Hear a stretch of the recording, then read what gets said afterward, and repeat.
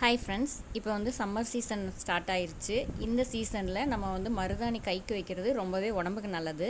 First வந்து மருதாணியை நல்லா clean பண்ணி எடுத்துக்கலாம். அந்த குச்சி குச்சியாக இல்லாமல் ஃபுல்லாகவே நல்லா தலையாக இருக்கிறதா வந்து பார்த்து எடுத்துக்கணும்.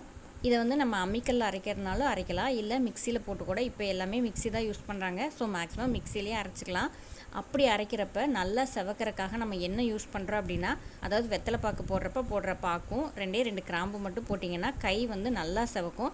என்ன தான் செவக்காத அந்த இலையாக இருந்தாலும் இந்த 2 பொருளை சேர்த்துனிங்கன்னா மருதாணி வந்து சூப்பராக செவக்கும். நம்ம வந்து கையில் அம்மிக்கல் அரைக்கிறப்ப வந்து கெட்டியாக நல்லா அரைச்சி எடுத்துக்கலாம். ஆனால் அதே நம்ம மிக்சியில் போடுறப்ப என்ன தான் கெட்டியாக அரைச்சாலும் அது வந்து லைட்டாக தண்ணி விட்டுரும்.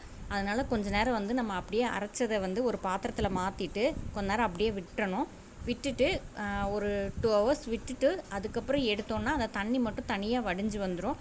அதுக்கப்புறம் கொஞ்சம் கெட்டியானதுக்கப்புறம் நம்ம கையில் வச்சு யூஸ் பண்ணலாம். இந்த வெயில் காலத்தில் நம்ம வந்து கையில் மருதாணி வைக்கிறதுனால என்ன பெனிஃபிட் அப்படின்னா, நம்மளோட பாடி ஹீட் வந்து கம்மியாயிரும். பாடியோட டெம்பரேச்சர் லெவல் வந்து நார்மலாக இருக்கும். இதனால் வந்து எந்த சைடு எஃபெக்ட்டுமே யாருக்கும் வராது. மேக்ஸிமம் வந்து சைனஸ் ப்ராப்ளம் இருக்கவங்க மட்டும் அவாய்ட் பண்ணிடலாம். கிராமத்து சைடெலாம் வந்து மருதாணி வைக்கிறப்ப ஒரு கையில் மட்டும் வைக்க மாட்டாங்க. மேக்ஸிமம் ஒருத்தவங்க வச்சாங்கன்னா வீட்டில் குழந்தைங்க இருந்தால் ஒரு 2-3 பேர்த்துக்கு வச்சு விடுவாங்க. அப்படி இல்லாட்டி பக்கத்து வீட்டுக்காவது எடுத்து கொடுப்பாங்க. ஏன்னா மருதாணியை வந்து எப்பயுமே தனியாக வைக்க மாட்டாங்க. இந்த வீடியோ உங்களுக்கு பிடிச்சிருந்தா லைக் பண்ணுங்கள். மறக்காமல் நம்மளோட சேனலை வந்து சப்ஸ்கிரைப் பண்ணிக்கோங்க. Thank you friends.